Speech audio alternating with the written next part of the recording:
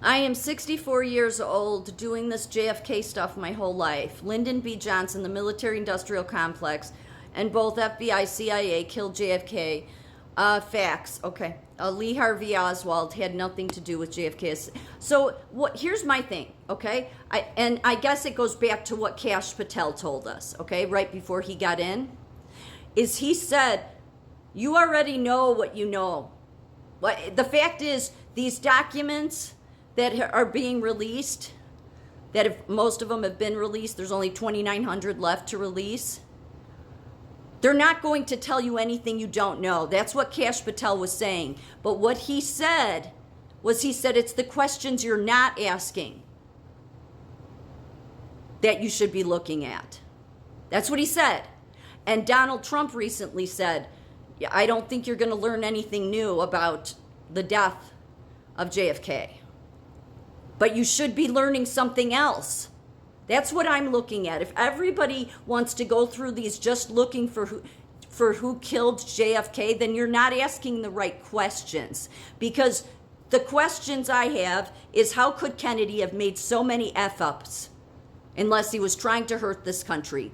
And everybody has hated the CIA. Yet if you look at the CIA, if you look at those documents and look at how the CIA operated prior to Kennedy coming in, they focused everything on foreign. And look, here's the thing. Just because you think it's wrong that they were flying planes over countries and had cameras and surveillance over enemy countries, believe me, those enemy countries do it to us. So they were protecting us prior to Kennedy, that is. And then Kennedy came in, didn't blow it out of the water and get rid of it. He turned it on America. But then again, prior to him coming into the presidency, while he was running, the Kennedy Foundation, because he okayed it, paid for 2 flights of Kenya students to go to the Ivy League universities here. They paid for it. And the second flight had Barack Obama's dad. Just a coincidence. So there's that. He gets into office, the first thing he does is how you could mess up the Bay of Pigs when it was already something that was it was already in place, ready to go. It was Cuban exiles, because Castro over there was training guerrillas in psychological and guerrilla warfare coming to Cuba from Latin America and Palestine. Yeah, everywhere. Major problem. That was the big thing that was the problem at that time.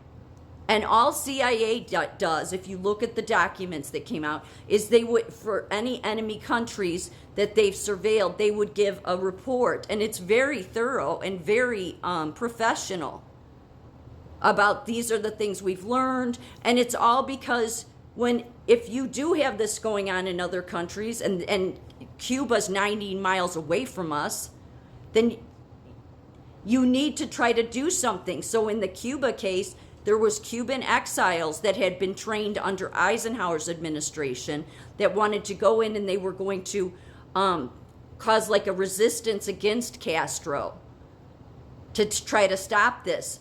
And Eisenhower told Kennedy, you just need to give air support. So what does Kennedy do? He tells them to go do it, but then doesn't give the air support. So he put them in, basically, sent them to their demise. Like, it would have been better had he said, no, I don't want to do the Bay of Pigs.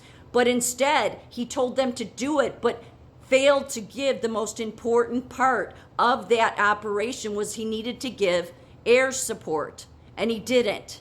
Like how somebody could be that big of an F-up, and then he knew it was an F-up, but I think he did it on purpose. I think he did, because then he turned around and started blaming the CIA. That's when all this crap started. And then what does he do? He doesn't blow it up into getting rid of it. He just brings it into all the other intelligence agencies. Then it starts working more against America. Then, because had CIA been left alone to do it, because they were centralized for a reason, they were focusing on the outer, because they were created so that a Pearl Harbor wouldn't happen again. That's really what their goal was, is to prevent so a Pearl Harbor doesn't take place. If Kennedy would have never done anything with them, likely 9/11 wouldn't have happened. Because they were so thorough in what they did. And it had nothing to do with Americans. But then later on, you look the years after Kennedy, after he blew it up, and then it was really not even paying attention to what foreign country. Well, it was somewhat, but it's all messy, and you read the documents, everything that they write after JFK, and it's all embedded with the State Department and the FBI. That's why there were power struggles with the FBI and CIA.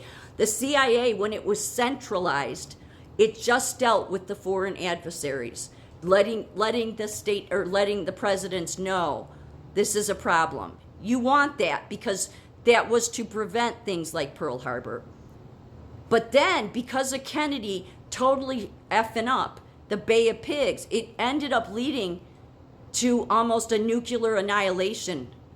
Because then when they found out, because when he tipped the CIA's hat when he didn't give air support to the Cuban exiles that went in to try to resist Castro. And so Soviets got pissed off and they put nukes in Cuba, which was the nuclear standoff. How can you be that much of an F up?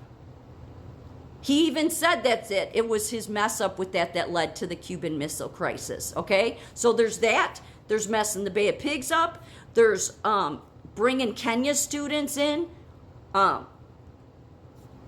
He's not even in office, and yet the State Department had told Kenya, no, we're not going to pay for your students to come to our Ivy Leagues.